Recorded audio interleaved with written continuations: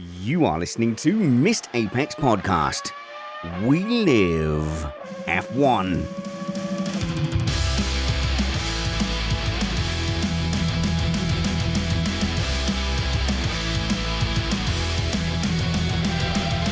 Welcome to Missed Apex Podcast. I'm your host, Richard Reddy, but my friends call me Spanners, so let's be friends. We're dropping in midweek to update you on some things. So we're going to find out if there's been any movement in Felipe Massa becoming the rightful champion or whatever of 2008, and we'll also see where we think Andretti's bid is in the legal process and what might happen next. And we're going to lean on lawyer Peter Wright to help us with that. But first, Matt and I will be looking forward to the next race and asking, will Las Vegas F1 be rubbish or not? But first, let me remind you that we are an independent podcast produced in the podcasting shed with the kind permission of our better halves. We aim to bring you a race review before your Monday morning commute. We might be wrong, but we're first. And joining me to decide whether Las Vegas is going to be rubbish or not, an American, Matt Trumpets. Hey, Matt. I did not know Pirelli sold round popsicles. Yeah, so it's going to be cold, man. So look, obviously you have the reputation as the guy who is obsessed with tires. And this is the key thing to me, is that we are going to be running late at night with possibly single digit or close temperatures in the form of Celsius. So like 40 degrees Fahrenheit, 10 degrees Celsius, which is sort of unheard of, I think, in Formula One. So obviously I had to grab you for a bit of a Las Vegas preview, but we'll also be discussing why I'm not there, what the chances are of some decent racing, the track layout. Now we've both had a proper look at it, the time zones and all the rest of it. So why don't we start though, Matt? Let's fire into this track temperatures thing. Are the tires going to work? Well, I hate to disappoint everybody, but outside of a very particular set of circumstances, most likely to be found at the very beginning of the race, yeah, they're going to work. And here's why. Everyone's been very focused on the actual temperatures in Las Vegas. Now, I've gone and looked at the forecast for Friday night, Saturday morning qualifying, and the following for the race. And it looks like mainly we're talking 12 to 14 C, which is 54 to 58 in freedom units. And while that is cold, we've actually had races that were colder. Notably Nürburgring, the Eiffel Grand Prix in 2020. Right. The ambient temperatures were 10 and the track temperatures were only 15 C. So we have seen cars working. And the thing to remember about this is everyone got focused on these very low temperatures and being at nighttime, but that track is going to be sitting out in the desert sunshine all day long, absorbing solar radiation. So the track will be warmer than the ambient temperatures. But even if it wasn't, remember, these tires live in tire warmers right up until they get chucked onto the car. 2 hours, 70 C. Yet throw them on the car, out the car goes. They're not going to drop to ambient temperatures by the time they get to the end of the pit lane. All right, but those two you mentioned, the Eiffel Grand Prix, where was that? Yep. Where was that? That was in 2020 at the Nürburgring. Right. Okay. So Nürburgring is the Grand Prix circuit is quite front limited. If we talk about that, there's a lot of corners where you're under high load, long hairpins, lots of chicanes. So that might have given much more of an opportunity for the tires to warm up. Now, we had a look at some onboards of the track layout and like, wow, it is like the first sector of Baku twice with the big long straights, nearly nothing where you're going to be leaning on the front tires. So lots of traction zones. But where are they going to get temps into the front? Well, obviously breaking into the slow corners, for the fast turns, the fast high speed turns. But I think it's worth noting that Pirelli has prescribed sort of unusually high pressures. I want to say like 24.5 and 27.5 by memory. I mean, these are like road car pressures. And the other thing that No, the thing wait, to know about wait. that, Why is that good or bad? It's basically, you're saying to me these pressure stuff, and I see you having lots of conversations in our private WhatsApp yeah. with the other guys about, oh, the tire pressures have dropped. I can't believe it. And I'm like, it's been so long now that I was too afraid to ask. I'll do it here. I don't really know what that does. Well, it essentially makes the tire stiffer so that there is less flex, especially in the sidewall. And the reason we see them this high, and it's the same reason why they're high at Silverstone, for example, that's why they even had to bring this new tire in, is that when you go through a high-speed turn, you're putting so much energy into that tire that if the pressures were low, the tire would flex and wobble a lot and potentially fail at the sidewall, in the construction, in other words. So Okay. Pirelli, in order to protect themselves and to protect the drivers, because obviously the last thing you want is a tire failing at 300 kilometers an hour through a turn, is they run the pressures up to be sure that the tires will stay intact throughout the entire lap. Now, one of the side effects of that is it makes the amount of the tire that touches the road less, which means you're putting more energy into a smaller thing, which actually adds to the heat a little bit. But there are other tricks. But the thing that I want to point out though is really what springs to mind is, do you remember the race in Australia this year? Yeah, the race of the many flags. And at the end, they did a standing start.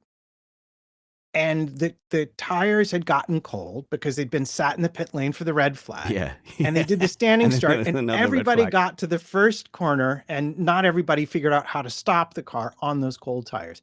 If there's going to be a problem that's not caused by a red flag, I fully expect the start to be where that happens, because the Mm. cars are going to go around pretty slowly and sit for a long time, and they're going to be heavy and full of fuel.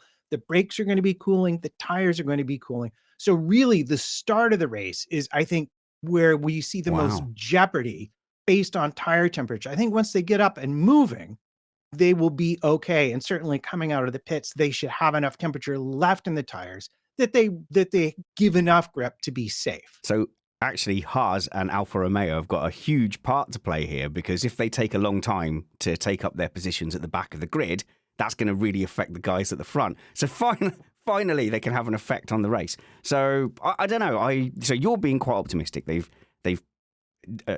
said, okay, high tire pressure.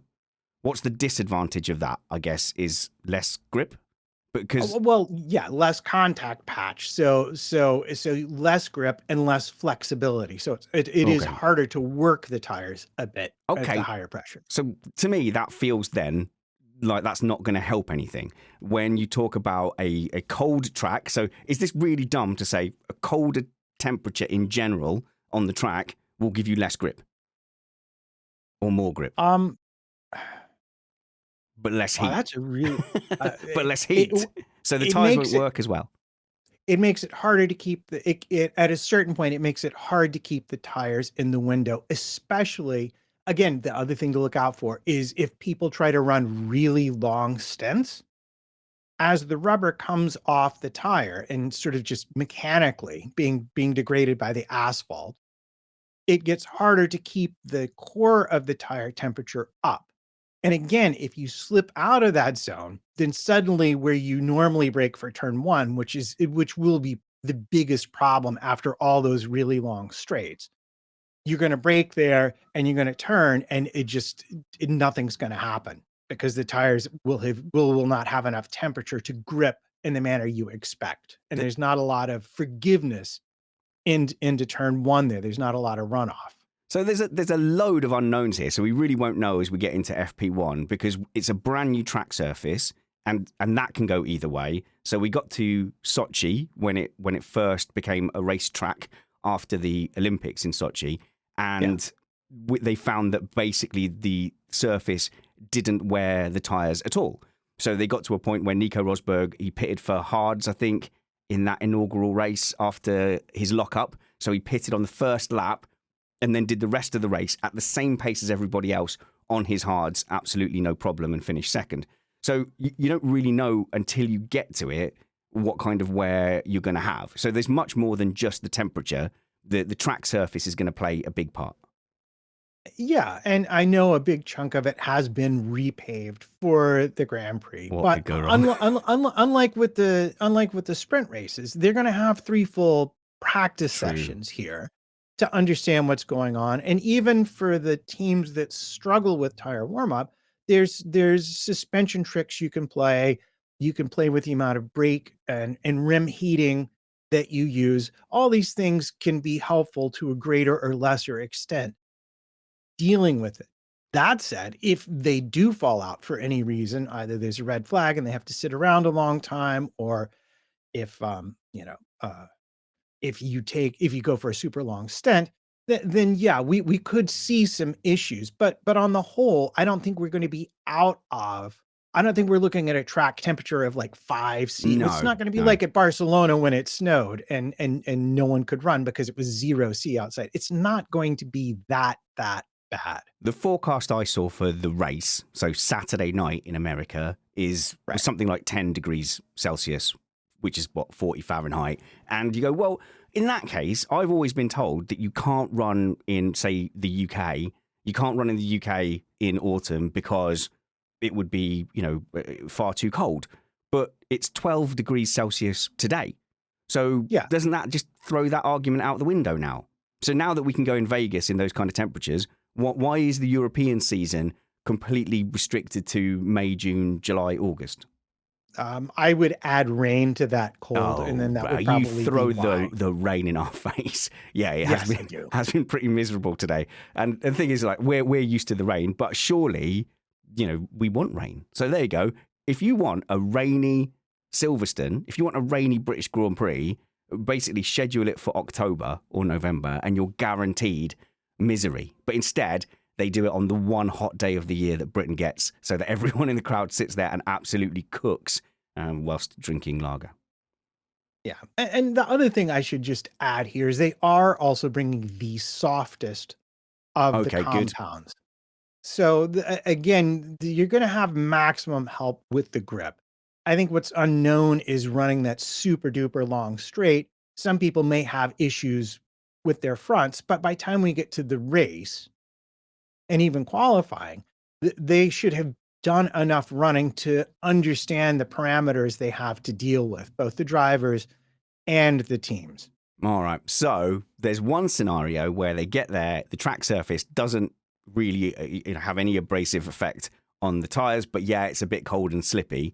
So I think that's our worst case scenario for the race, is that there's no wear, so we don't get any tire strategy, but also the tires don't really work, so we get a lot of field spread. And I think this is my next big fear, is these are very challenging circumstances. And yes, you're right, they'll have 3 full practice sessions in order to come up to speed.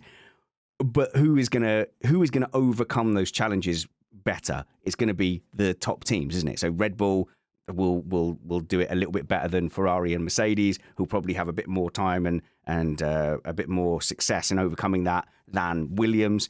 So my fear is that overcoming all these problems, instead of just concentrating on the optimum performance on a sunny day in Silverstone, what you're going to have is massive field spread. So I'm going to make a prediction right now. I think Verstappen laps everyone except the podium places. He's gonna lap P4. That's my prediction. Okay, good. Yeah, that's not necessarily mine, but no, good. but that's the worst. That's the worst case scenario for me, is that the field spread makes it massively uncompetitive. So yes, you will be able to overtake on those long straights. I assume that is a DRS zone as well. That those straights are DRS zones, 2 DRS zones. Yeah, there are 2 DRS zones, and I've seen speculation, because again, we're in a desert, we're at night, that it might actually be really easy for draggier teams to keep up with faster teams with the DRS, with the slipstream. Might actually make things a bit easier. And also, like, the more mechanically minded of my friends have been talking about how the colder, denser air might affect the performance of the power unit. So we might see some interesting surprises there, but that's That's all. It's Oh. all a lot of speculation right Okay, now. well, you've said, if you said the opposite of those things, if you said thin air, then you'd go, ugh, the Mercedes struggle because they struggle to get cooling in. So when you've got thin air, they struggle to get enough air to cool. Yeah. So, well, the opposite of As that I is Google Las Vegas there we go. altitude for you, you keep talking. Oh, so is it the opposite of Mexico? Is it very low? Is that what you're driving at? But yeah, so No, I don't think it's yeah. super low. But if you have then a lot of dense air, that is the opposite of Mercedes kryptonite. And obviously Mercedes is one of the draggier packages out there as well. So also a big thing with Mercedes is, are they going to be able to run the ride height at the proper level to get the results that they had in Circuit of the Americas and at Mexico, where they were able to be kind of a front running team? Whereas in the last Grand Prix, they said, well, we didn't want to risk it, so we ended up with higher ride heights. So will the surface allow them to run low enough to get this ground effect working? Because they seem to have made a step forward with ground effect. Yeah, I think that it will. I think a lot of the track has been surfaced, newly surfaced, and when they do that, they are pretty strict about how bumpy it is or how uniform it has to be. So that's going to be a help really to all the teams.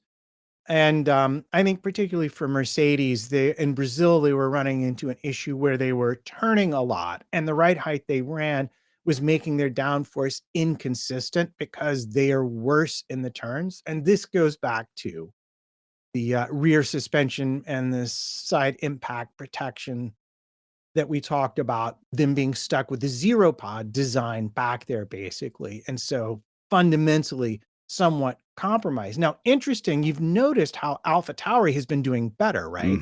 Oh, don't. I am. Don't. I'm Have you triggered. noticed that? Yes, I'm triggered by the story because I've just found out why. So Okay. basically, well, you'll say Go better ahead. than me, but they've got all the rear suspension parts from Red Bull. The RB19. They just have them. Last year's. They Yeah. just have them. Now, what they did was they set up their car at the beginning of the year so they could put these parts on when they got to it. And having put those parts on, suddenly you can see how much farther up the grid they are. Contrast to Haas, who has Ferrari's rear end. And you can see that there is clearly something to the Red Bull rear suspension setup that is giving them a huge advantage in combination with the other aerodynamic parts they have screwed onto the car. They should just do that all the time. They're the same team. There's not two completely separate and independent teams. They're the same team. Orders can go up and down between those teams. Personnel can be swapped between those teams. The drivers are loaned between those teams. They are one 4-car team. So I'm surprised this doesn't happen more often. And in fact, for next season, they've already signaled that they're going to use a lot more of the Red Bull parts, a lot more in common. They're basically moving to the Haas model with AlphaTauri, which, considering Red Bull is the team selling them all the bits, is going to be really good for whatever they're going to become next year. Because I think are they not ditching the name too? Yep. Anyway. I think they're becoming Hugo Boss or something like that. I don't think we've heard quite yet. Okay, so I've always been surprised that they don't just do that more, because I've never understood, like, if you've got Yuki Tsunoda and you're lining him up to potentially be a Red Bull driver one day, don't you want him at the sharp end? Don't you want him fighting for higher points? And then when he does go to Red Bull, it's not such a big shock. But they've sort of let that team just meh its way through the last few seasons.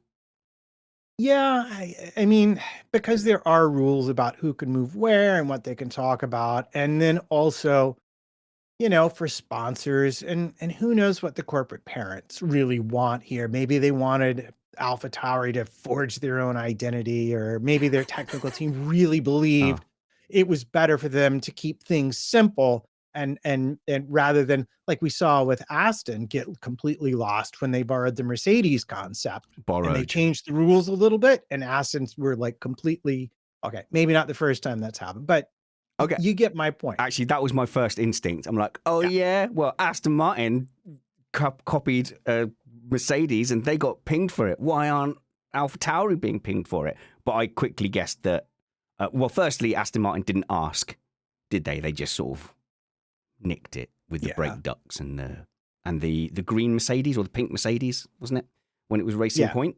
So that's them looking like using laser scanners or looking at images and just trying to get inspiration from it. A whole lot of stuff got banned after that. Yeah. So this is more like a customer arrangement, which is completely legal and above board. Yeah. You'd be happy to know that however else you might decide to impeach the FIA as a regulatory body, they have fairly straightforward standards as to things you have to either own the intellectual property of or design on your own, and things you can buy from other teams as suppliers. And there's been a move to allow the midfield teams to buy more stuff to reduce the field spread and make things more competitive. I agree with that. And that's not a problem. That's a good thing. Unless the team you're buying them from is Ferrari. Yeah. So obviously you've still got the cost cap. So if you decide to buy a front wing that's for sale and build your concept around that, there's no real problem with that. Like what is to stop Williams saying to Mercedes, that you do have to design on your own. The front wing for definite. Yeah, you couldn't buy Mercedes front wing, but you could buy their rear suspension. You could buy their gearbox. Can you buy their side pods? I'd imagine they're going pretty cheap at the moment. Well, I mean, they don't have them to sell. Exactly. Right? Zero side pods. All right. Zero pods. So you've turned this into a tech time. I was trying to talk about Vegas. No. This is your fault. You've derailed this. You just asked the question, and I just I can't help it. It just naturally comes out. But I don't know. You want to talk about Vegas? Well, how did we get there? What do you want to know? I've been there. Have you? Have you been there? No, and I wanted to be there, and there was scope for us to do activities around F1. I thought that was going to happen. I said to you 50-50, and then that just kept coming down, and then I had a moment of hope that we could even, get a proper access and, it'd be all expenses paid. But then that's fallen through as well. And I'm not going, but that's fine. That does give me the opportunity to go and hang out with Tomo F1 in his fancy studios in London. So me and Brad are going down there to do a live watch along starting at 5:30 a.m. And so I'll see if I can find the link to that stream, and you can watch along with me. And then I'll be doing their podcast. Then we'll do our podcast at midday. And then that means, Matt, that you are watching a Grand Prix in your home country that starts at 1 a.m. your time. It might as well be in Australia, if I'm being honest. But this is crazy. This is the crazy part to me. So obviously, Las Vegas, it has to be at night, which is why we've got the cold temperatures. It has to be at night because Las Vegas is your equivalent of Blackpool, which you won't know. You won't have heard of Blackpool illuminations. Okay. I have. So that's the thing that dads say. And I even said it the other day. I went upstairs and every single bedroom had the light on. And I went, hey, it looks like Blackpool illuminations up here. Oh, sorry, Dad. And then I went from room to room. They went to run up the stairs. I'm like, no, I'll do it. I went to room, turning off lights and tutting loudly and complaining. So that's your Las Vegas is your joys. It's your version of Blackpool. And it's all about the illuminations, the flashing lights, the neon. You've got that wonderful sphere thing with that you can put any of the graphics on. What's that called? Yeah. Is it called the Sphere? The Sphere. I think it's called the Sphere. And I love it when it's got a big smiley face that watches trains and watches planes. It's really freaky. And apparently F1 have control of that for the race as well. So it will primarily be used for advertising. But that's what they're going for. It has to be at night, so that it can be illuminated. But the outside of Monaco, are like Singapore, like all these races, they like the night races because they look good on TV. Yeah, so it's a destination Grand Prix. It looks good on TV, but you could also have it a little earlier if you wanted to not have it quite as cold. So, but the reason you can't do that is because F1, as American owned and as American centric the drive for new viewers has become, they are still not stupid enough to put on that race when Europeans are asleep. So if you did it a few hours earlier, so that it would be a 10 p.m. race for you, and it would be a 7 evening race in Las Vegas still, it would be 2 o'clock, 3 o'clock in the morning for us. So, for Britain at the moment, it's 6 a.m. For mainland Europe, it is 7 a.m. So they still will not have it while we are sleeping. So that I think that's quite telling. And that's how they seem to have got themselves in this fudge where, yes, it's at night, tick, but the people in their own country on the East Coast are asleep. But it does mean that the Europeans can set an alarm at a somewhat civilized time. It's a real fudge how they've got to that point. Yeah, it is. And I think there's a bit of a move because that's not an unusual time for, like, say, a college football game out west to be on, or a basketball game. I think they're trying to capture a different sports market in that part of the country. Maybe. I don't know. I'm not quite sure what they're up to with this and whether or not it will continue to happen at exactly this time. Mm, But I watch enough of them. Australia is bad. Japan, same thing. I mean, bad from an East Coast yeah. point of view, time wise, not bad in terms of the racing, because that's pretty good, at least at Japan. It usually is. So if it was boxing, they would have no problem Yeah. just having it at whatever time and it wouldn't matter that the Europeans were asleep or had to stay up until 2 a.m. But F1, it still shows, they're not willing to write us off just yet. We're still somewhat of a factor in the TV schedule. Yeah, yeah. Although I don't know, like you mentioned boxing, it wouldn't be surprising for like a championship bout to start pretty late. And I know, like, things like MMA oftentimes will go late if the big bout will be on pretty late at night. So if you're watching it, even on the East Coast, it might be an 11 o'clock or 12 o'clock start. So we're not too far off of that. And I think maybe that's the vibe they're going for, because it is in Vegas, where you have the championship heavyweight boxing fights for so many years. I think they're trying to sort of get that same excitement to the people that come to see it in person, however many that's going to be. Oh, And then obviously for the people watching it, they want to generate that same, all right, we've seen, there's no preliminaries, but like the build up will be the same across the weekend. And then you have the big championship bout Saturday night. And that's kind of exciting. so that's an interesting thing that you bring up there. How many people are actually going to go and see this? So I wanted to get out there. And like I said, there was some half opportunities for us to go and do stuff. They've all fallen through, so it's fine. Yeah. But the best one would be, obviously, for us to be paid to go out there and do stuff, which nearly did happen. The second best option would be to get out there economically and then be able to take opportunities once we're already out there. For example, there was a podcast studio that I was talking to, and you go, okay, for how high profile this whole event is, I was looking at it as a business investment. And actually, the flights, which I assumed would be very expensive, say weighed in, I could get there for like 400 quid. I would have to stop in Alaska somewhere, and it was a total of 24 hours to get there, but that's fine. I don't mind traveling. And hotel rooms were completely standard price. So looking at, you could Airbnb or hotel for about $100 a night. That wasn't a massive deal either. But the tickets were still in excess of $1,000. So like £1,200, I think, was the 3-day pass. And there's no point going all the way there if you're not going to see cars. But then we're hearing reports that ticket sales are incredibly low. So I haven't got anything concrete.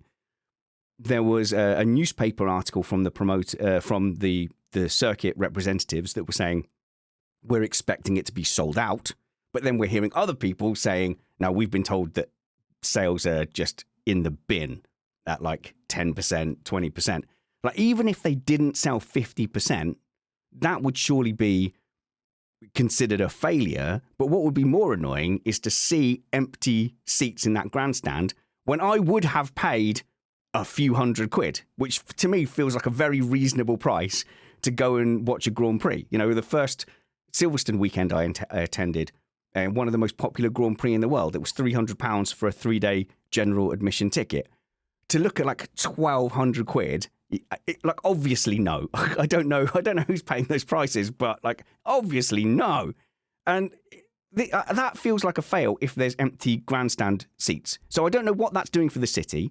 They've blocked out views from everyone who isn't deliberately going there. So no one's going to accidentally see the Formula One. You're going to have to, on purpose, spend 1,200 quid or $1,200 to go and see that event. Now, if the NFL came to Colchester, where I live, and played at our local stadium, but charged me £1,000, like I wouldn't go.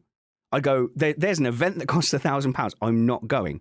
So I really don't understand the pricing or bringing it to a city if it's closed off to everyone except people who would casually pay £1,200 to try a new thing. Well, I think, first of all, there are probably more people who will do that than you think there are. Where are they? Eat them. Eat those people. Well, please send us your money. Yeah. Patreon.com/MrApex. Thank you. Yes. And You're welcome. we've had some new patrons this week as well. And it's been very nice to see because it makes me and Matt breathe in and out a little bit less heavy because we know that we can prioritize Missed Apex over other work. Thank you. But yeah, sorry, I went off on a rant there because... I was just going to go. I would be surprised to see any empty grandstands. Really? I suspect. Okay. Well, it's they have this thing, surge pricing. Maybe if you've ever taken an Uber or Lyft at rush hour in the rain when it's cold, you've noticed that your 10-block trip costs you $7,000. But if you happen to be taking that trip in the middle of the day when it's sunny, it costs you $10. Well, I think they wanted to sell based on exclusivity. And it may be that all the super duper VIP stuff, they were like $50,000 packages being offered by hotels. Probably all of that is sold out because anyone who has the kind of money to say, yes, I can afford that is really not worried about spending that kind of money in any event. And it's a new thing and they'll probably want to be there. But what I will expect to happen is as we get closer to the event, I would expect those ticket prices to drop and or eventually people just to be let in for free to see it if they're really that desperate to get people in. I don't think they will be. Where they might be losing out is I think it's a thing certain operators will buy tickets and then offer packages based on those tickets. So the Aston team might offer a super exclusive VIP package, but most of the people who buy that might spend a little bit more money and do the super fancy thing, or there'll be people who don't have enough money to do that and would never consider it. So it may be there's some mid-level operators that are getting a little bit hammered right now. And if you happen to be one of those and would like to offer me VIP access, feedback at missedapex.net. Just I will absolutely. I will pick up a plane ticket, rent myself a hotel room, and I'll come out and say, and I will point out that I'm a minor celebrity now in the Formula One world, and at least tens of people know me. Yeah. Tens of people might know me. You have some followers. I would happily come and terrify your guest talking about tire construction. Okay, Matt's personal business advert aside. No, I was just annoyed because I was trying to go a third of the way across the world to get in. So and the price is ridiculous. So it had better be full Las Vegas. Anyway, so do we think that this Grand Prix will be good? Okay, we did kind of the worst case scenario with the field spread earlier, which is personally what I think is going to happen. I think teams are going to struggle to get their setups and to get pace, and we're going to see like a long chain of spread out cars by the third or fourth lap. What's the best case scenario? Like, how can this race be good? Because the only defense so far I have seen for this track is, well, Singapore's at night on a street circuit. Are you saying Singapore's rubbish? Yeah, kinda. But we always accepted that Singapore was rubbish because it was like the one race that was kind of like that. Okay, it's at night. It's a city destination. We get it. We'll tolerate it. Yeah, all right, we'll tolerate Monaco earlier in the season. We all know that's rubbish, but okay, I know. You have to gaslight us into saying you have to be there. Okay, fine. That's the two, wasn't it? And then Baku was introduced, and they had I think the first race had a brilliantly timed safety car. There was a well-timed red flag in 2021. But without those things, that is not a good circuit to go racing on. But the defenses I've seen are, are Singapore and Baku rubbish then? Yes, they are. So, I don't know, we're going to judge Las Vegas as a street circuit. Like, you and I will judge it as a street circuit, Whereas I don't think the general F1 population has had their expectations managed for that. Yeah, for me, I think it's very easy to say this is going to be an interesting Grand Prix to watch. Never Mm. raced there before. We have weird environmental challenges. Yeah. It's at a bizarre time, and they're interesting parameters to sort of be watched and looked over. And there will be discussions, fun discussions to come out of it.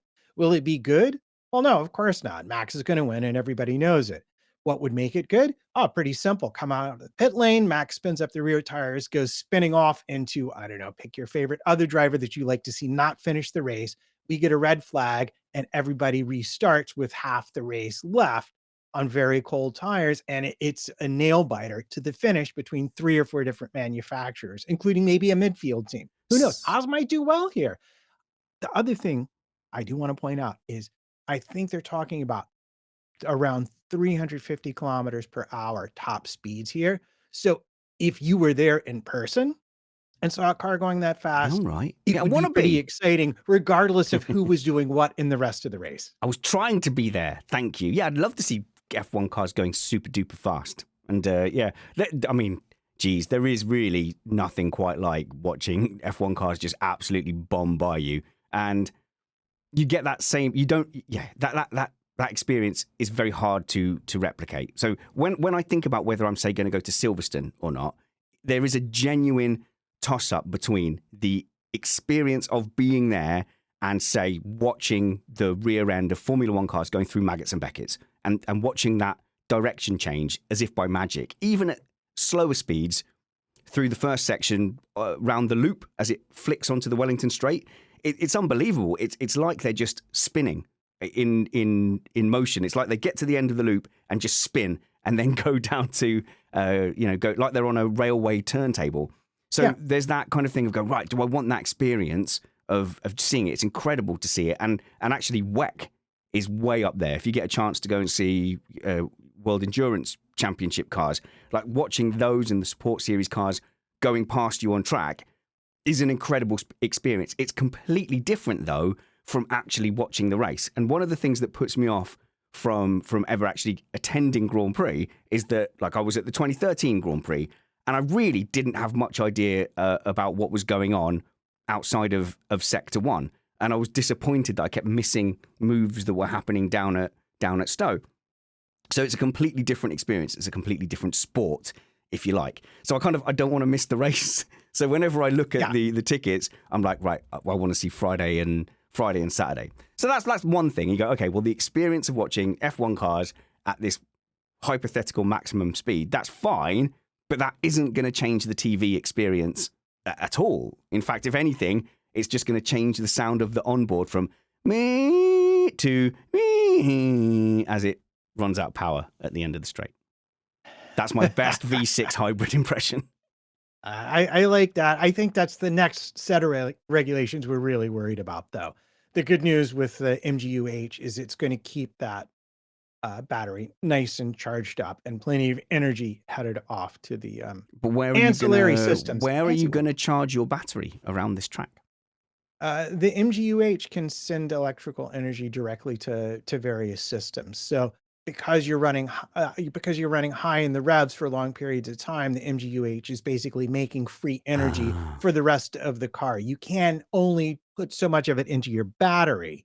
Do you know what? I'm thinking of the MGUK. You can send it other places for free. So I'm thinking of the MGUK, aren't I? Where the kinetic battery, where you recover energy from braking. And that is the discussion about the next power unit regulations and whether or not there will be enough regeneration possible to create the amount of energy they want to use electrically, or whether or not they're going to have to parasitically run the internal combustion engine to charge up the battery a little bit on the straights. Well, it's going to be it's going to be sustainable fuels, though, isn't it? So I've been led to believe that is all going to be from crushing guinea pigs through a blender, and there's so many guinea pigs that will be fine. Yeah, WEC actually uses discarded grapes from winemaking for their fuel now. Is it? Yeah, so it's 100%. Yeah, drop in, same energy density. Is that fuel that could have been wine? No, Oh, it's left over after the winemaking. Okay. That's fine. Although I've Okay. had some wine that has tasted like fuel. It didn't come from France. So the best case scenario is drama. And that's Yeah. but that's a problem though, isn't it? So I mean that's the same in Miami. And have we had a good race in Miami? No. Are most of the races in Baku any good? No. Do we get any good Singapore Grand Prix? Just that one where it was made good because Russell and Hamilton couldn't overtake Sainz, but generally, no, that's always a dud. So what we're hoping for is, and this puts us in a very, a bracket of fans that we wouldn't normally want to associate with. No, enjoy what you want to enjoy. But there are people who are there for the crashes and the drama. But I think that's all we've got. That's all we've got, I think, for this. I don't know. I think you've got Williams. Genuinely, this is a track that could really super duper work for them. Obviously, and much to your utter annoyance, you've got AlphaTauri with the potential with their updated aerodynamics. Come on, Yuki. To be, I mean, they're in a pretty serious battle, weren't they, for like 8th place with Alfa Romeo? Like that doesn't matter. There's nothing at stake here. No, that doesn't matter. The battle is Tsunoda versus Ricciardo. That is the battle for the soul of the Red Bull succession line. Yes, and so I mean, and there's always the perennial how will Perez do at this track question to be answered. I don't want to play. Which he's been doing better. I think he's the funniest thing to me. Like I'm going to completely derail this whole show here. That's fine. Is you gave me so much grief for talking about how and Brad did too, but Brad just gives everybody grief, so I just ignore that.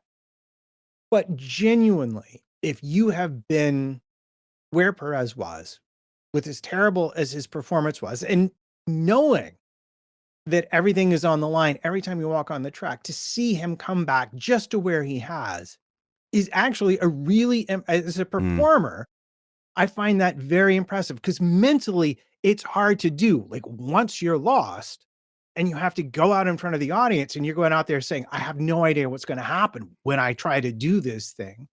And to go out there and to be able to get back to even a respectable level of performance in the race. I mean, like Alonso showed him up a little bit, but that's Alonso in a too. much I mean, come slower on. car. It's not like nobody. And qualifying was never really his thing anyway. So I do genuinely feel like he's made progress with this car. And I'm sort of interested to see if he can get closer in qualifying now, because if they figured out how to work with him and the car, they should continue to be able to extract more performance from it in qualifying. And that's the unanswered question right now. There's a movie, an American movie about baseball. And I can't remember what it's called, and I can't remember who is in it. Hit the thing with the stick. And it's about 30 years old as well, but it was about a one-armed batter, right? Okay. He had one arm, and it was his bad arm. And the story was, he lost it as a kid, and then but he still managed to just about get into a majors team. Is that the thing? Yeah. Anyway, so he started off, hit a few home runs, and it was going quite well, and then it started going badly, as all movies do, and it was going so badly that he kept not hitting it. And then at one game, he hit it, it went into the ground, and he ran to first base. And his fan base went absolutely crazy. They're like, yes, finally. He got a ball hit. And then the coach turned around and said to the family, I think, they said, the fact that you're celebrating him getting to first base shows that it's over. And that's the feeling I get with Perez. So you're celebrating him going on to first base. Me as a Perez fan, I'm going, we shouldn't. Sorry. The fact that we're celebrating. Brazil was more than first base. That's my argument. He got Brazil beaten was more than to the first podium. Base. Yeah, was it the one before? I could see your point. Like, whatever. He finished in the top 10. Yay. But Brazil fighting for a podium with Alonso and like genuinely fighting with him. And then Aston that clearly had a lot of performance. No, and coming from as far back as he did, which is, I know that's your first base. He came back from so far, but his qualifying was always suspect. but I see the race Yeah. performances coming back. And to recover that after you've lost it, it's like a golfer who has the yips and then gets a new putter and then figures out how to putt again and is competitive again. All right. I think it's I think it's a more impressive story, but I also understand you don't want to give Okay. yourself any hope. So fair enough. So I'll allow Verstappen, you that interpretation. Verstappen's out there getting birdies. If we're going to do golf, he's out there getting birdies. Yeah. And what He's we're saying, playing with a 7-iron and a driver and shooting Doesn't even 10 care. under par. Yeah, it's but ridiculous. what we're saying is that Perez is shanking it off the tee every time and putting it out of bounds, getting penalty strokes. But then we're celebrating that he gets onto the green and 2 putts and gets, Yeah. but it's still a double bogey. So you're still celebrating if a double you've ever had bogey. the Shanks, you would understand what an impressive achievement that is. Pretty much I dream of the Shanks. That's a level I can aspire to. At least I'm making contact with the ball. Okay, but I think in general, I do get annoyed with this comeback drive narrative. Week in, week out in Formula One, the driver that gets celebrated the most seems to be the driver that qualifies out of position and then does some overtakes. And in fact, there was a period, it hasn't come up much lately, where Lance Stroll kept getting lauded for having the most overtakes or the most positions. Did you call it like the worst qualifier award for a while on our show? It was, he kept, but he's gained the most places than anybody else on lap 1. Yeah, worst qualifier. Of course, because he's fighting cars that are like, right down at the bottom of the championship. Yeah, You're like Flintstoning it at the start. It should have been people saying, look, that just shows how bad his qualifying was. But it wasn't. It was celebrated as, see, he can race and overtake and stuff like that. But it happens all the time. Perez has had so many Driver of the Day awards from basically messing up Saturdays. So just as a rule, can we not do that? And if you're listening to my voice, can you join forces with me and Meg Schuster from The Ringer, a show I do as well? And we would like to all vote for Latifi as Driver of the Day in Las Vegas. Whatever happens, I'm going to get on there. I would like to throw the weight of Missed Apex and The Ringer and give Latifi something to celebrate at a home race. Are you in, Matt? Are you voting? Did I just say Latifi? He's not driving anymore. Sargent. I clearly meant Logan Sargent. I was wondering, if they left this hole where you can just write in a driver, and that would be hilarious because I would totally be behind it. I clearly meant Logan Sargent, but I said Latifi about 5 times. I was kind of confused. No, but I thought you might have meant Sargent there, but that's a bit of a Freudian slip, isn't it? Because basically every conversation we've had about Sargent has been nearly exactly the same copy and paste that we were having about Latifi. But yeah, let's do Sarge Tifi, Driver of the Day in the Las Vegas Grand Prix. Let's make it happen. Maybe he'll score another point. Yeah, wow. Okay, good. All right. Well, I'm looking forward to Las Vegas more with curiosity. It is something different. The best case scenario is drama, I think, but there could be plenty of drama. You could see teams really struggle in practice, even to get the rear end to stick.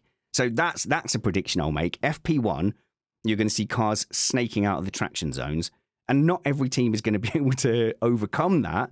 So I think the whole journey from Friday practice to the race on Sunday, hopefully that can be quite fascinating. I would say there's a high possibility that this is a one-stop race where everyone gets through turn 1 clearly and there's field spread. And that happens at races like Baku and Singapore. So maybe just manage your expectations. I think there's too many races on the calendar where we have to do this now, with Miami also on the calendar and Monaco obviously as well. So it's another race where we're going to have to manage expectations. And if we get a little sprinkling of drama, then so be it. So earlier today, me and Matt caught up with Peter Wright, who's a real lawyer, Matt, and he's a very nice man, and he understands the law and stuff, and also does research, which isn't really in the Missed Apex spirit, but man, does he know his stuff and compile good arguments and insights.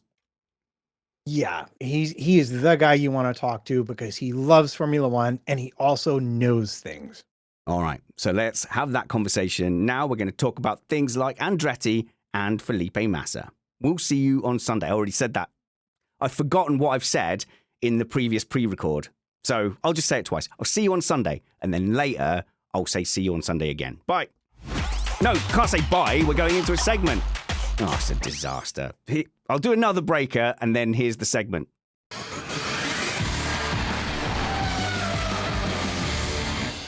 Now then, from the glamour of Vegas to the equally glamorous world of politics and law, and the person that we call upon when we need to know what's going on in the political machinations of Formula One is Peter Wright from Digital Law. No longer Digital Law UK, just Digital Law, because you're now international legal superstars. Hello, Peter.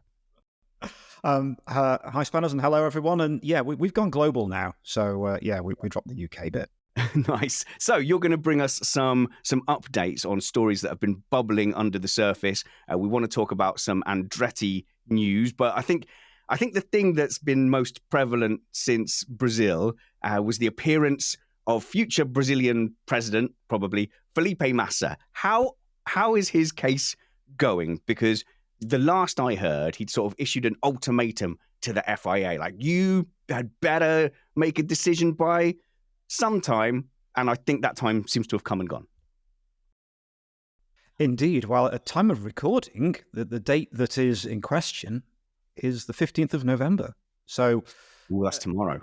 It is imminently. Have we chosen exactly the wrong day to record this? And by tomorrow, they're going to declare him the 2008 champion. Well, I'd say this is the right time to be having a conversation about this, because I can hopefully give you and all the listeners a little bit of background on exactly what a lot of the public pronouncements that have been made on this so far actually mean. And the thing that we're going to get tomorrow is a little bit of sort of put up or shut up. We'll be finding out, are they actually going to do something about this, as in, is Massa's legal team going to get serious, or is there going to be a sort of gently walking away, disappearing into the hedge, hoping that no one notices all of the noise that happens? Oh, nice. I understand that reference. That is a Homer Simpson's reference. Yeah, so, all right, okay, so first of all, let's take a guess. Will he be declared 2008 champion? Well, I'll take you back to my previous answer when you asked me that. And the last time I was on, I said questions to which the answer is no. Yeah.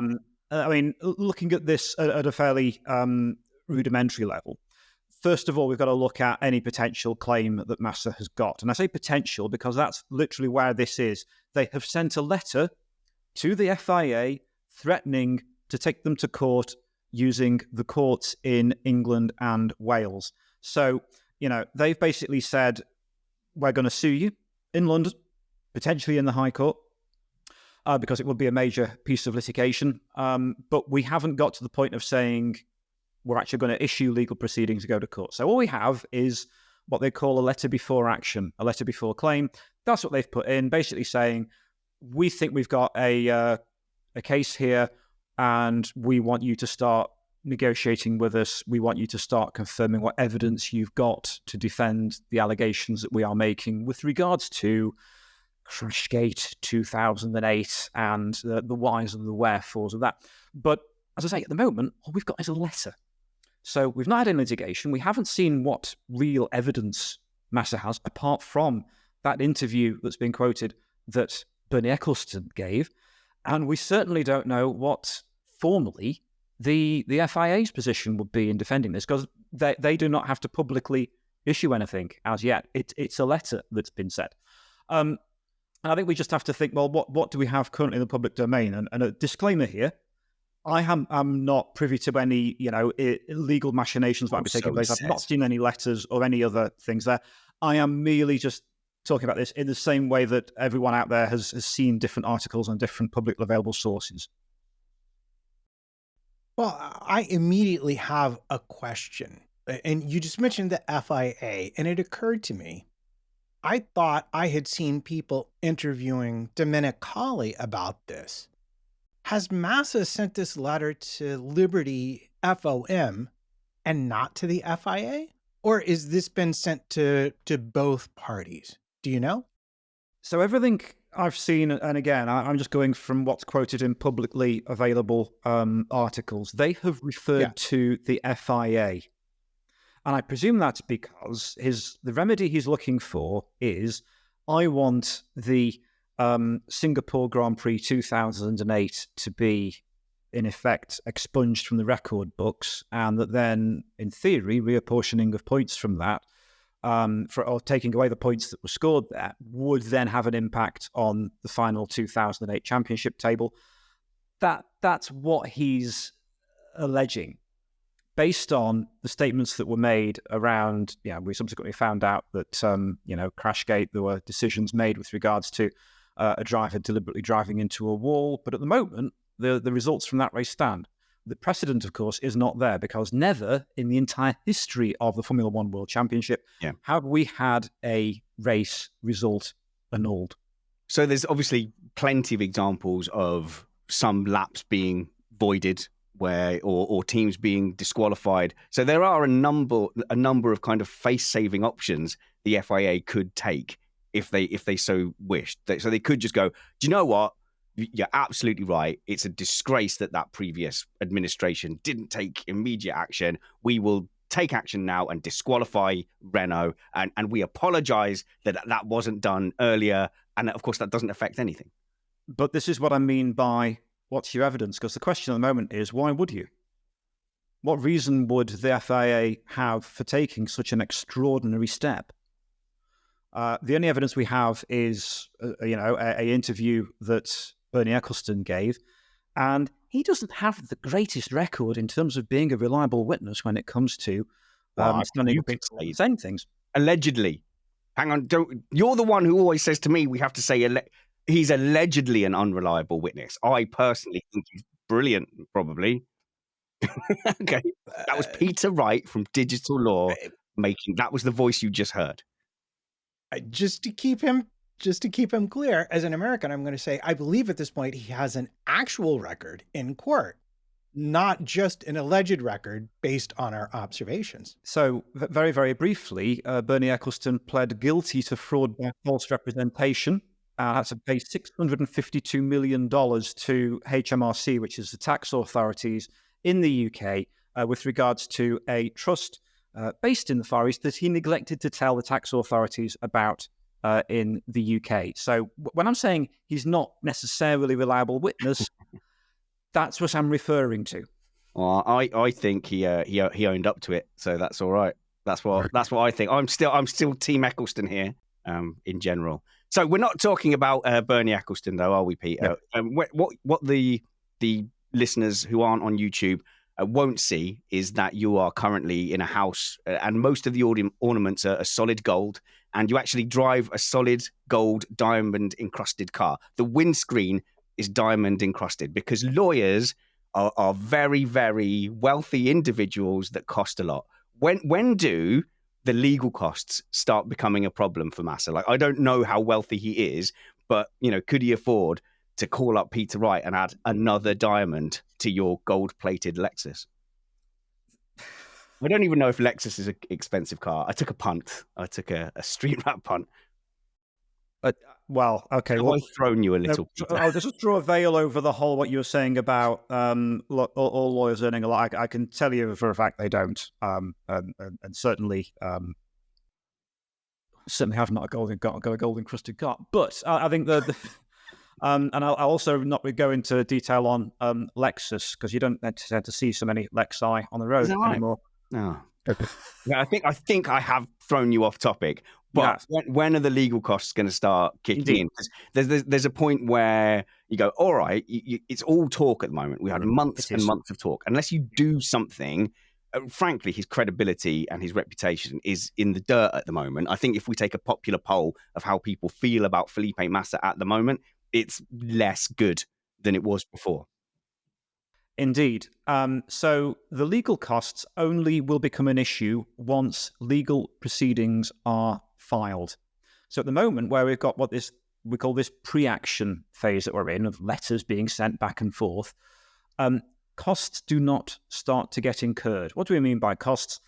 Whenever you hear of a big piece of litigation, so for example, Johnny Depp and Amber Heard last year, you had legal costs involved, and it runs into millions of pounds or dollars or whatever currency you're looking at because of all the very expensive people who are in the room. And not to mention the length of time that it usually takes before you actually get into a courtroom. Very often this litigious process will run for a long time.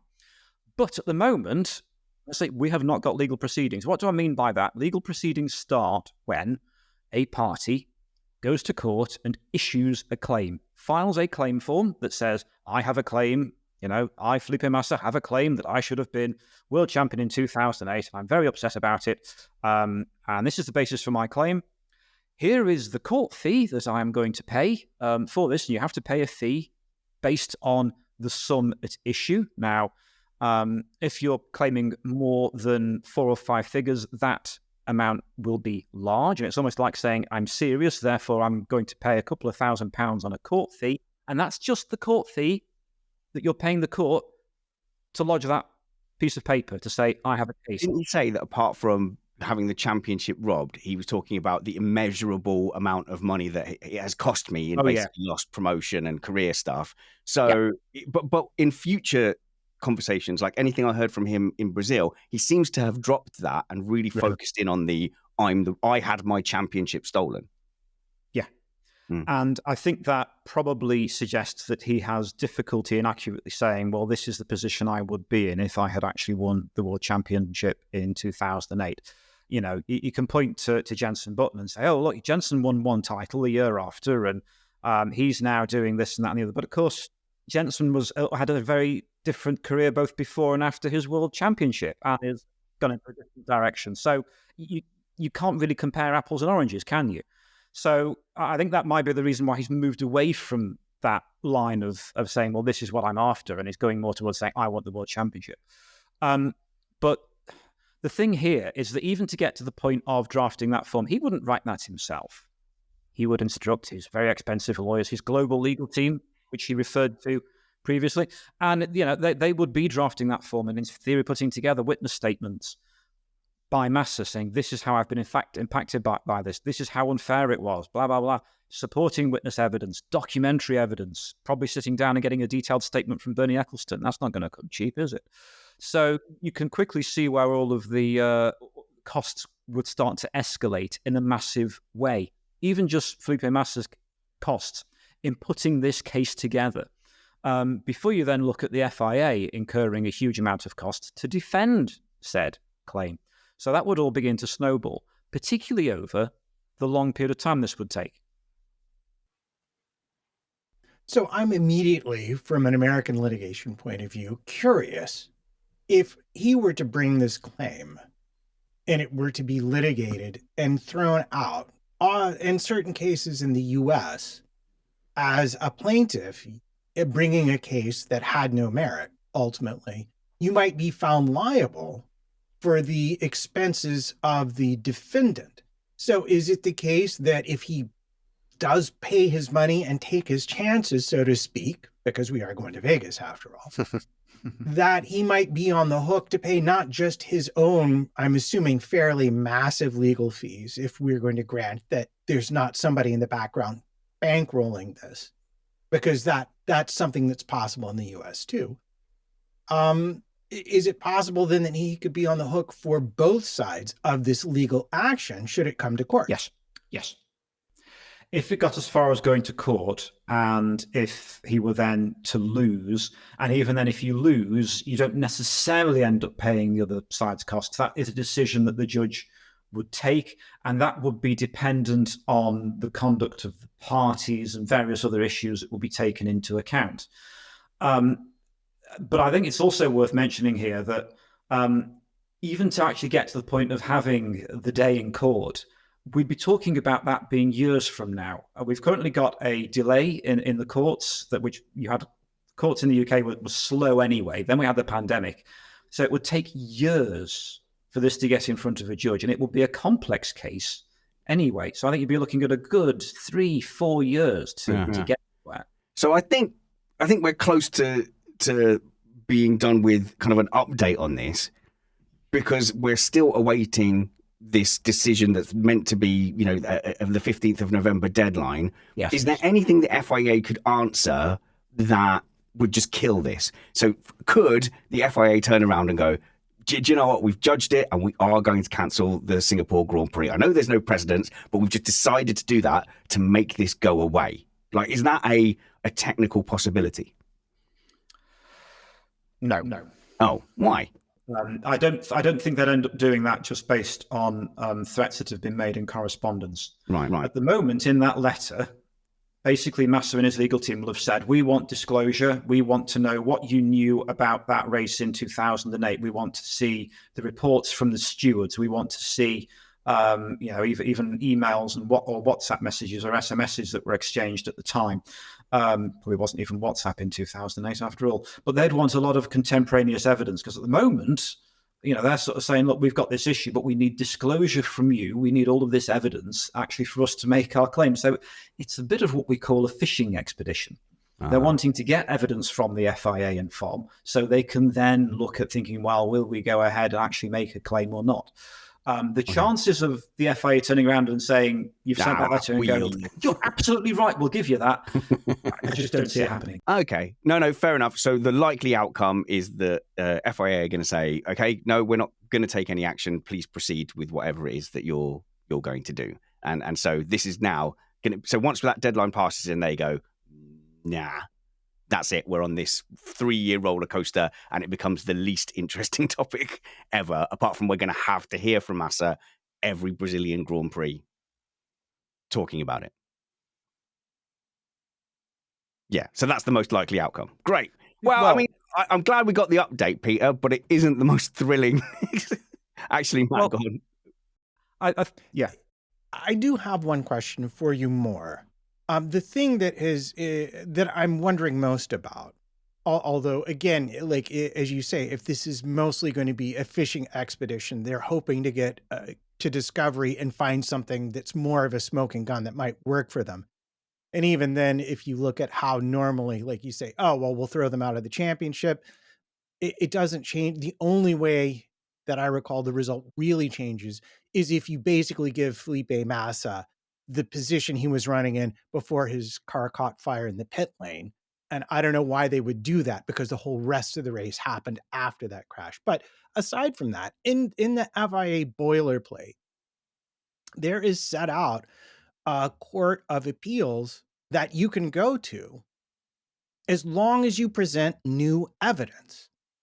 And fundamentally, it would seem to me that this statement from Bernie Ecclestone that he since has disavowed would technically be that.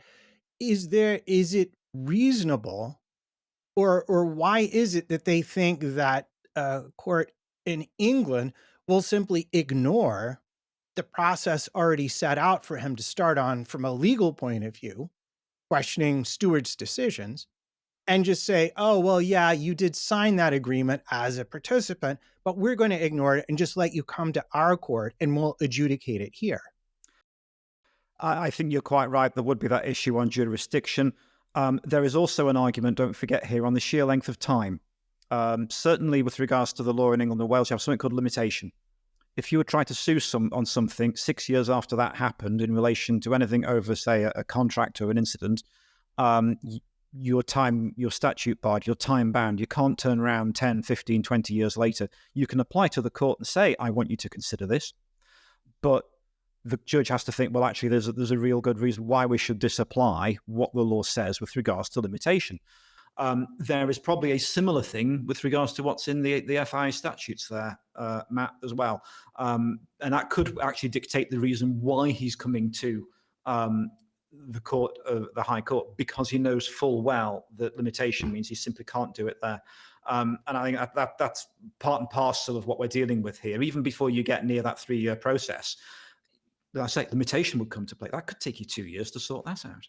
Well, I can't wait to watch this slowly unfold. But I think it's great to get that update, because I think the update is that this is as a story is pretty much dead from an interest point of view, and at some point in 2028, it's not your fault that that's the case, and I appreciate the update. I'm not like, no, Peter, why did you bother? Because I think people got this feeling like something's going to happen imminently, and what you've done is you've managed our expectations for that. It didn't come out like that. It came out like, thanks a bunch, righty. That's what it came out as. I accept that. All right, let's move on to something that is realistic and might happen slightly sooner.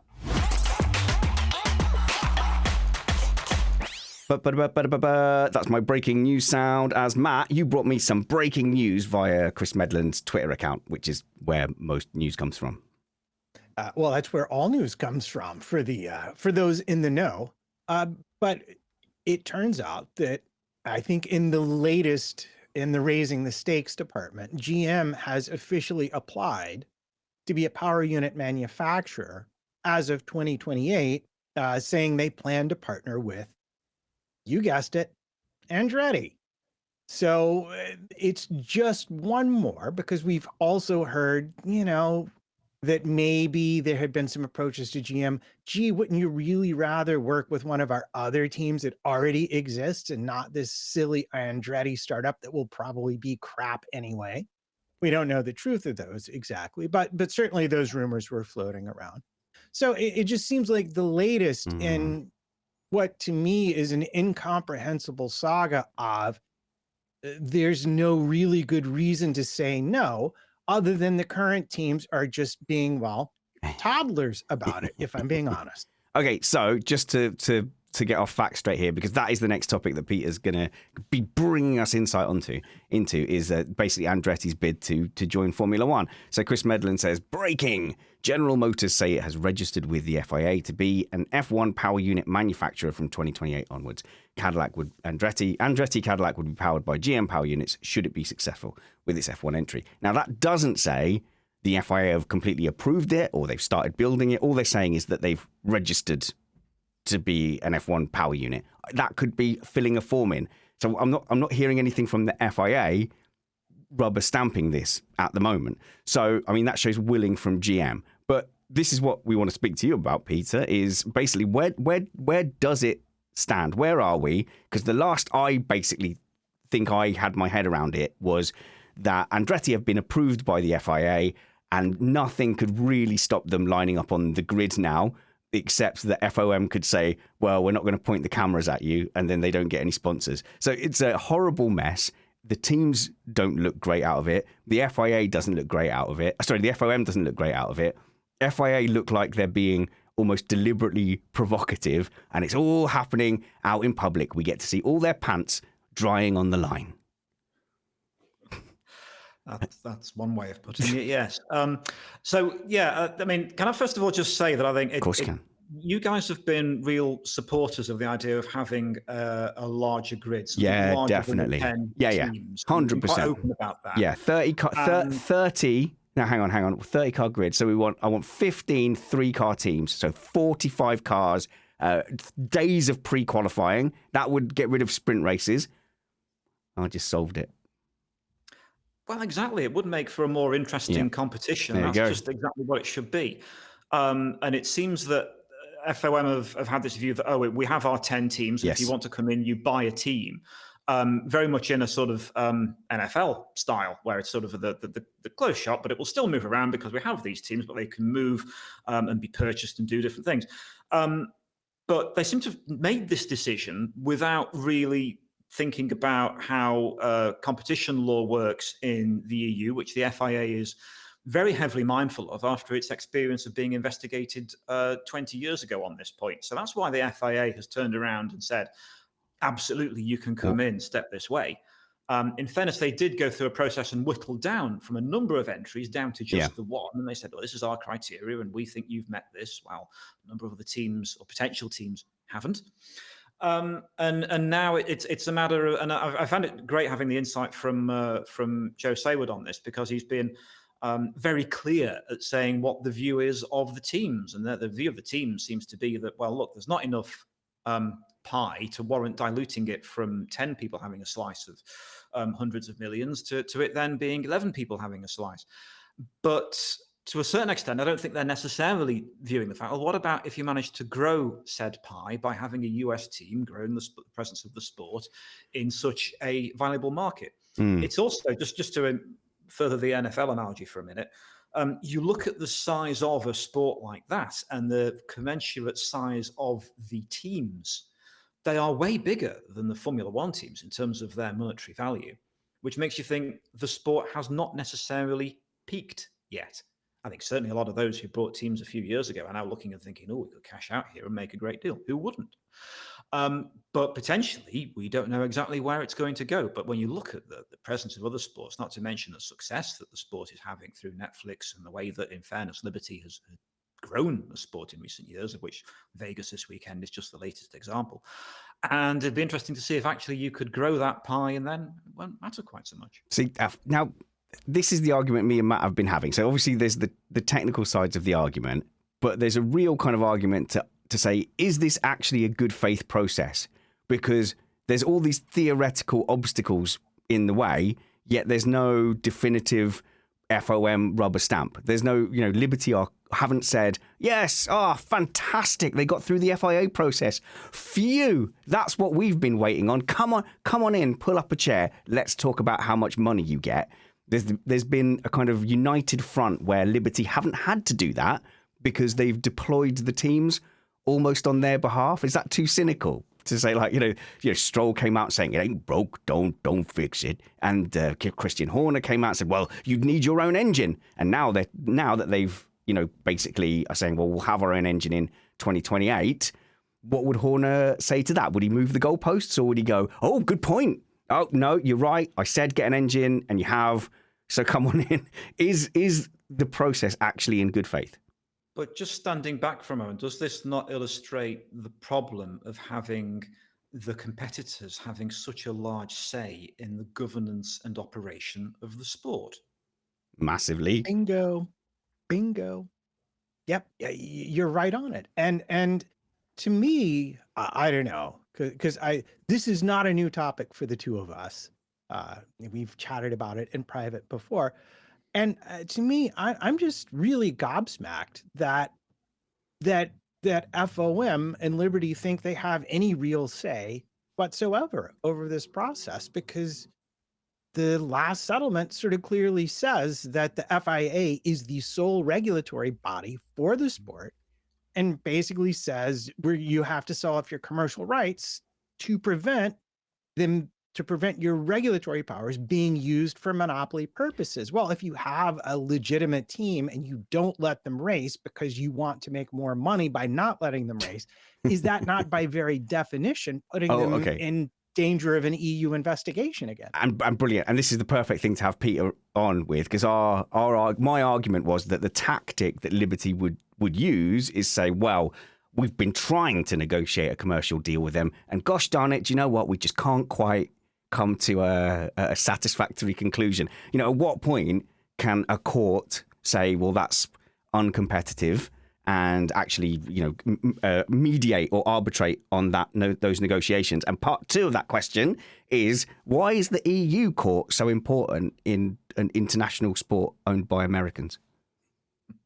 Are they fair questions? I know that we're keeping this to a tight half hour today, so I'll try and limit the backstory on that. But the point here is that there was a major investigation into Formula One back in the 1990s, for those of us with long memories.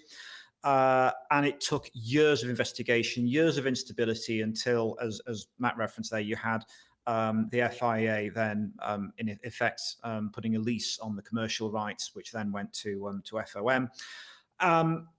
And it all came down to potentially acting as a cartel and being in breach of EU law. Can you remind us what happened then? Because I can't remember this from the 90s. What did they do that landed them in hot water? We got time. Matt? Oh, well, in essence, Bernie was using his ability to control. He would write to a track and say, if you want Formula One, you can have Formula One, but only if you don't let these other series race here. Ooh. And he was doing this, I think, somewhat hysterically. Now I'm going off of memory. Normally, if I knew this was a topic, I go back and research and be certain of all my facts. But my memory is the complaint came from someone who owned a truck racing series that I think he either had a competitor series or he wanted to take over the TV rights to it. So in essence, he was making sure they couldn't go to any good tracks and essentially trying to, but then they wound up making some third-party deal. And by the time this actually got settled, it wasn't really an issue anymore. But those are, in essence, the tactics that were being used. And not just there, A1GP, there were numerous complaints about, well, evidence of tactics like this that could be gone back and found should you choose to. And Peter's a genius because you're going to get sued now, and he completely palmed that off.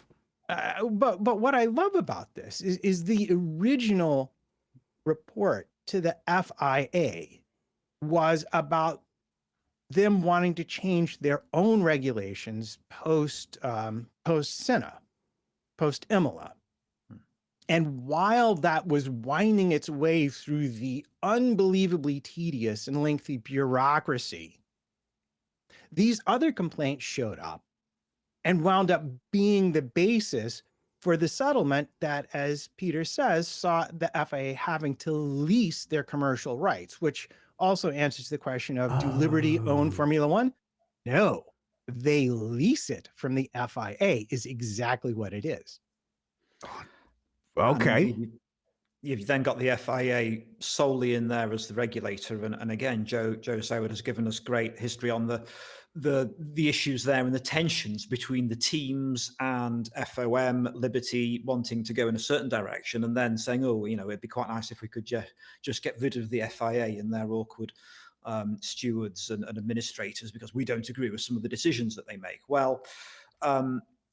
Let's not relitigate some of the problems that have happened there. But as Matt rightly says, you can't really pull that relationship apart due to this precedent and rather painful history that Formula One as a whole has gone through in order to reach the position that it's in now. That is actually a really valuable insight. I was completely unaware of any of that, I think, because I was probably like 11 at the time. So...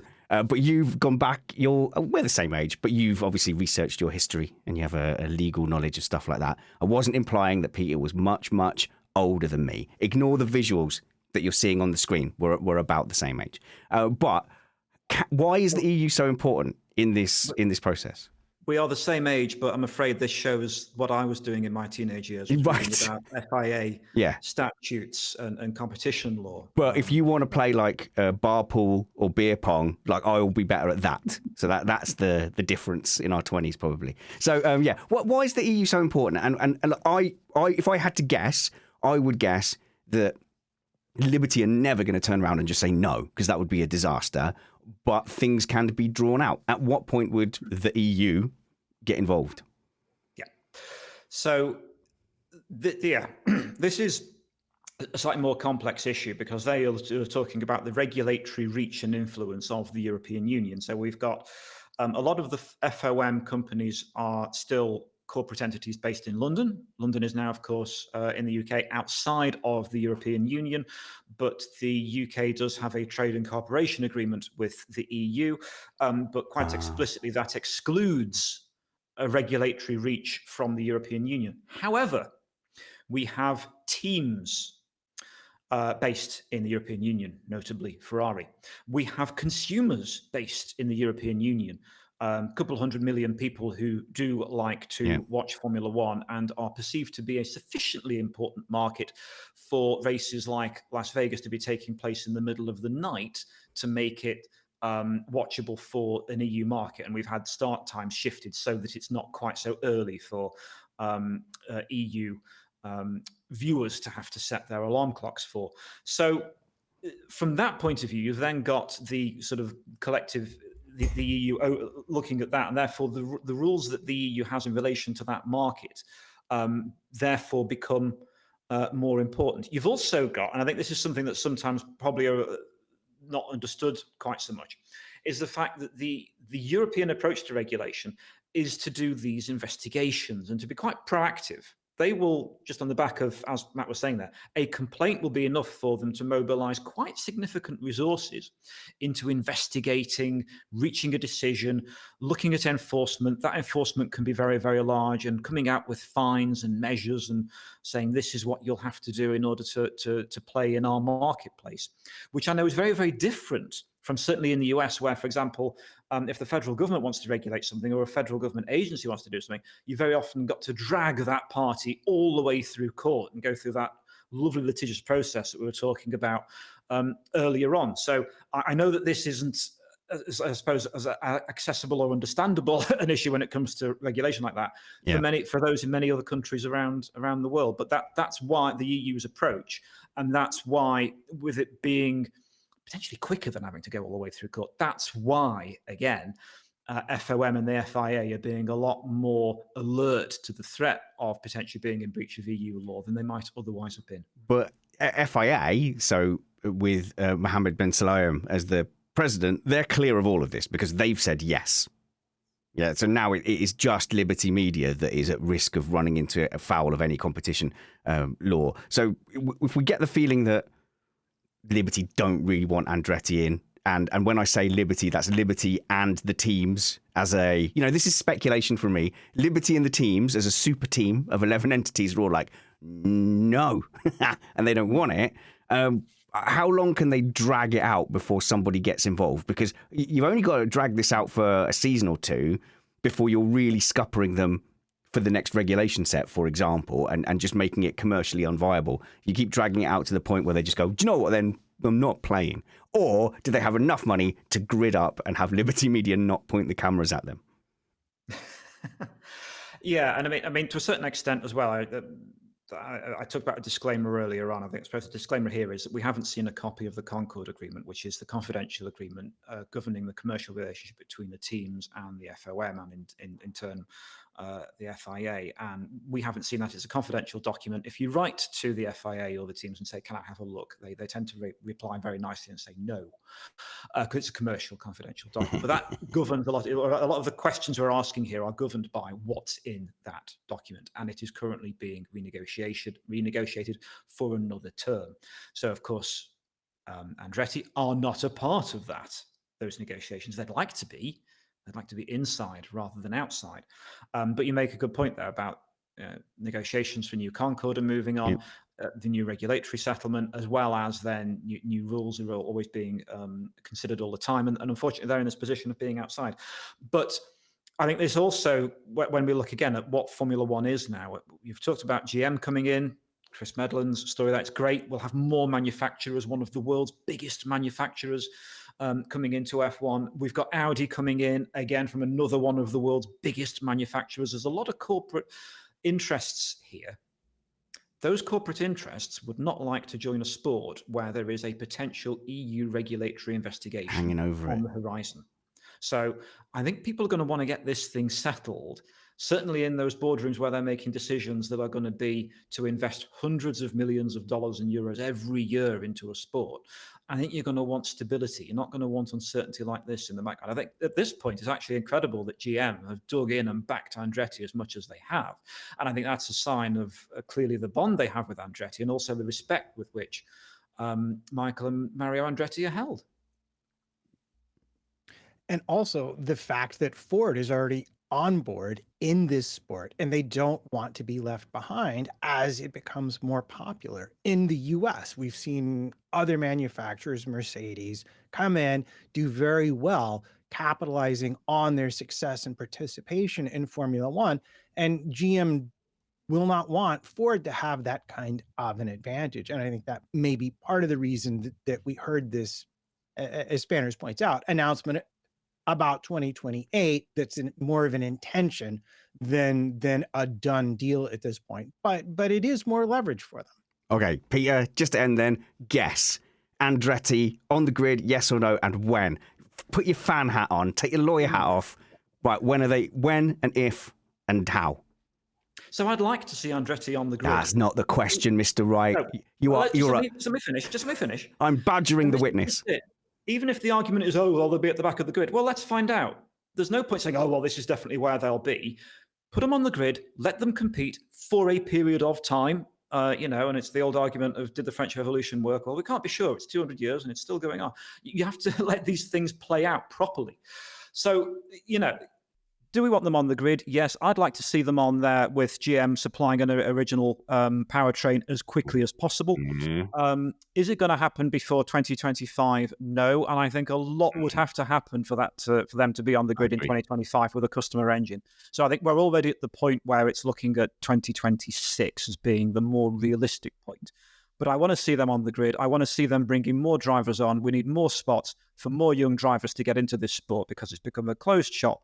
In terms of the teams, it's becoming a closed shop for the drivers. The sad thing is, if it's this hard for Andretti, which is a massively famous name in Formula One, with a huge engine supplier behind them, that really doesn't make my dream of a 45-car grid with lots of pre-qualifying. Doesn't make it seem very viable at all. But thank you very much for your precious time, Peter. I will have the diamond hand delivered for you to add to your Lexus. Go and follow Peter at Digital Law UK still on Twitter, Peter, and we'll get you back on soon. Thank you very much. And hopefully all of you will join us live at midday on Sunday, as we have a very, very strange schedule. I will be up at 3 a.m. to head down to London to Tomo F1's studio, where me and Brad will join them for a live watch along for what I think is a 6 a.m. start in the UK. And then we will be doing our race review at midday on Sunday. And of course, you can catch me on the Ringer with Meg as well later in the afternoon. So until we see you next, work hard, be kind, and have fun. This was Missed Apex Podcast.